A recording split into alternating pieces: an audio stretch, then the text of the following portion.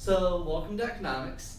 In this class, we're going to learn about goods and services, about monopolies, and all that other kind of fun stuff.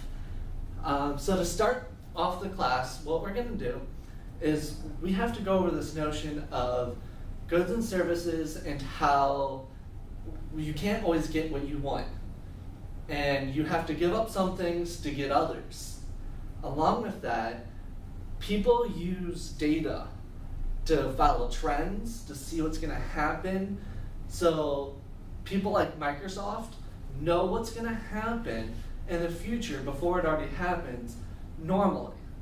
It's just like when presidents get elected, they know that the market is either going to go way up or way down depending on the president. So to kind of show what type of markets exist, and sometimes you have to give a little to get a little, we're going to do a little demonstration. So I need a volunteer. Jada, you want to come up here and help me out with this? Sure. Alright, so over here on the table, I do have red cards and blue cards. So what I want you to do is, if you want to stand right over here, I want you to choose between two different types of markets that we have right now. I'm going to simplify them just for a first day class, just to simplify it for everyone. So we have the red back cards, which are a high market, and the blue cards, which are a low market. So the difference is, if you decide to go with a high market, bigger risk, even bigger potential reward. However, that market can fall at any given time. In the low market, the blue back cards, there's a lower risk, potential smaller reward, but it is steadily rising.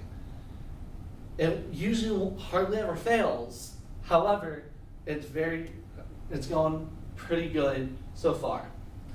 So I want you to choose between the high market or low market.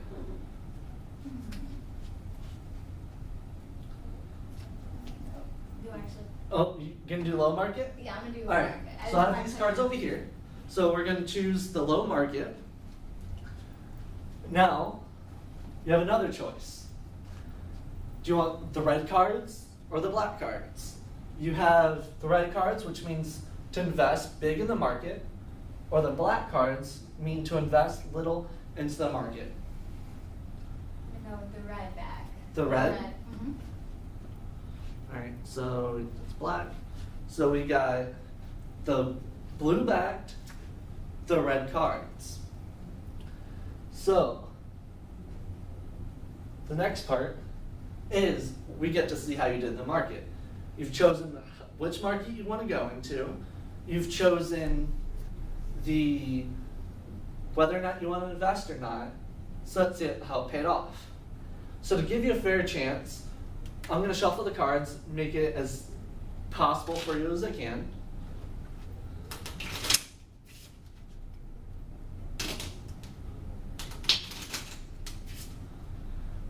Now what I want you to do is I'm going to have you tell me stop. And once you tell me stop, that is the card we're going to select, okay?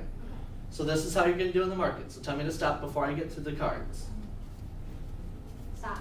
All right. That is your card. I can actually look at this. It's going to be the 2.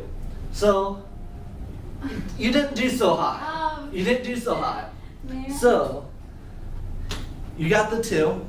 I'll set this kind of right here. Now here's the thing. Just because you didn't do so hot, it's not, for the individual, it's okay. Or it's not necessarily okay, but it is what it is. I mean, you gambled, you went into the market, you had a choice. Now, like I said, someone like Microsoft has to keep an idea of what's going on with these trends. So the big thing is they have to know who's going to invest, who's not, and what's going to happen, what their idea is. I am Microsoft. I know where you're going to go, where you're going to fall. Like I said, I'm Microsoft. So